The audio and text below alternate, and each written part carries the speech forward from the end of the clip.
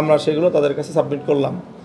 এখন আমাদের পরিষ্কার কথা যে যেই ভোটাধিকার প্রতিষ্ঠা করার জন্য, জনগণের ভোটাধিকার সংরক্ষণ করার জন্য যে আমাদের সংগ্রাম, আমাদের যে আন্দোলন, সেই আন্দোলন এবং সংগ্রামকে সফল করতে হলে জনগণের ভোটাধিকারকে যদি সংরক্ষণ করতে হয়, তাহলে আমাদের এই আন্দোলন থেকে পিছিয়ে আসার কোনো সুযোগ নেই এবং যে কোনোভাবেই আমরা এই অধিকারটা প্রতিষ্ঠিত করেই ছাড়ব। ইসি তো কোনো সন্তোষজনক, হ্যাঁ হ্যাঁ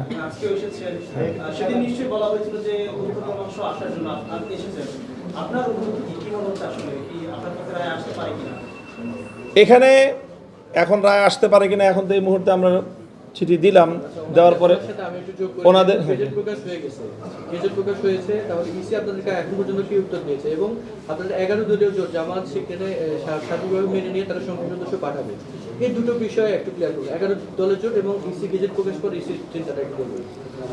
ইসি তো গেজেট প্রকাশ করেছে ইসির মতো করে, আর আমরা আগেই আমাদের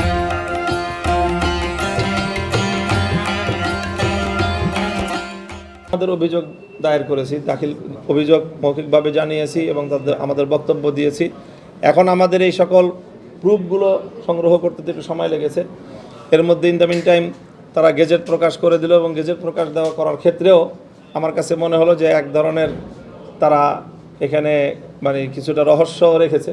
আমরা কালকে রাত্রে যোগাযোগ করেছি যে আপনারা কখন গেজেট প্রকাশ করতেছেন, তো ধারণা দিল যে রবিবারের আগে তো হওয়া সম্ভব না, কিন্তু মধ্যরাতে দেখা গেল যে গেজেট তারা প্রকাশ করে দিয়েছে।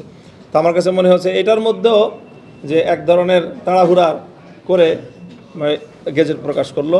এরপরও আমরা আইনের প্রতি শ্রদ্ধাশীল থাকতে চাই এবং সেই জায়গা থেকে আমরা এখানে আমাদের অভিযোগপত্র রিটার্নভাবে দাখিল করলাম এবং যদি এখানে ওনারা এটা আমলে না নেন এবং এর যদি কোনো বিহিত নির্বাচন কমিশন না করে, কারণ আমরা তো যথাসময়ে নির্বাচন কমিশনের পক্ষ থেকে ফলাফল ঘোষণা করার অনেক আগেই আমি আমার অভিযোগ এখানে জানিয়েছি তাদেরকে। অভিযোগ জানানোর পরেও তারা যদি কোনো এটাকে আমলে না নেন, তাহলে সেই ক্ষেত্রে আমাদের কাছে দুটো রাস্তা খোলা থাকে, একটা হলো রাজপথ আর আদালত।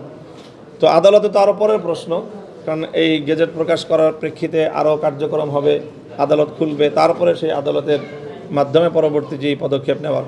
আদালত বন্ধ থাকা অবস্থায় নির্বাচন করে সব কিছু করে গেজেট প্রকাশ করে এখন ওনারা আমাদের জন্য রাস্তা যদি বন্ধ করে দিতে চায়, তাহলে আমাদের কাছে রাজপথ ছাড়া বিকল্প কোনো পথ থাকবে না এবং হয়তো সেক্ষেত্রে আমাদেরকে বাধ্য হয়েই মাঠে নামতে হতে পারে।